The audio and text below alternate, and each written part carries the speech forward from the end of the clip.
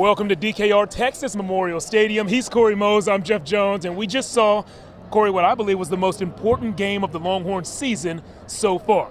Texas hosted the Lone Star Showdown against Texas A&M, and the local guys, the guys wearing burnt orange, are walking away with a win in this one. As we were on the field just about a minute ago, one of the fans walked by and he said, "Get them in the playoffs." Texas, they've done their part. Now they need to hope that a few losses fall their way. And I think they not only just did their part, Jeff, I think they also showed a little bit of dominance here tonight. Of course, it kind of gave me a reminder of last year's game with the first quarter. Very slow start, not a lot of scoring, but the defense coming up clutch, especially late in this game. Multiple interceptions, one by Michael Taft, the other by Kobe Black, and that's just Texas football, right? That's something that Sark tries to pride himself on, is the defense winning games, but also running the football, and that's something that we got to see tonight. Yeah, for the first time this season, Texas had a 100-yard rusher. That's not common for them. Typically, they have 100-yard rushers all the time, but they had to wait until the final game of the regular season. Quintravian Wisner was that guy, and he showed up big. You mentioned Michael Taft's interception at the end of the game. Yeah. I'll admit, I'm a sucker for the stories. So last year on senior night against Kentucky, I remember it was Quinn Ewers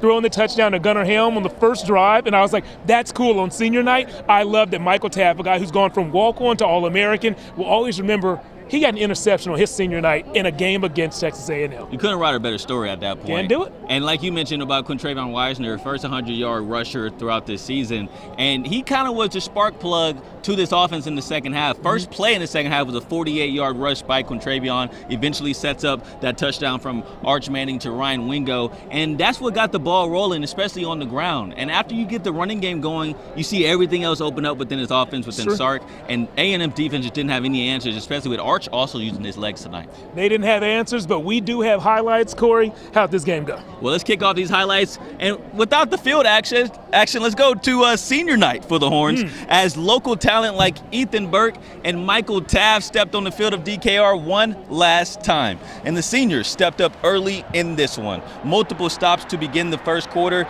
then Burke left his mark in his final home game. He blocked A&M's first field goal attempt, and that's his second block of the season. Getting field goals blocked? Yeah, Mason Shipley would never do that. The Liberty Hill native put Texas on the board first with that 41-yard field goal. But the Aggies would wrangle up 10 straight points, including this touchdown run from KC Concepcion. What a name that is. He found the corner and eventually the end zone late in the second quarter. Now, after halftime, like we just talked about, UT's offense started popping like Snoop Dogg in the 90s. Wisner started the drive with the 48-yard run. Then Arch found Wingo more naked than a mole rat. Oh, big-time snag for a big-time touchdown. Texas takes a 13-10 lead. Now that would expand later in the third. Arch locates Jack Indries, who's open down the sideline. Texas calls A&M little brother, and Jack little bro that defender on this play, all the way down to the 2-yard line. That's a big boy play from the big tight end. Now that sets up a handoff to true freshman Nick Townsend, who goes unnoticed for 6.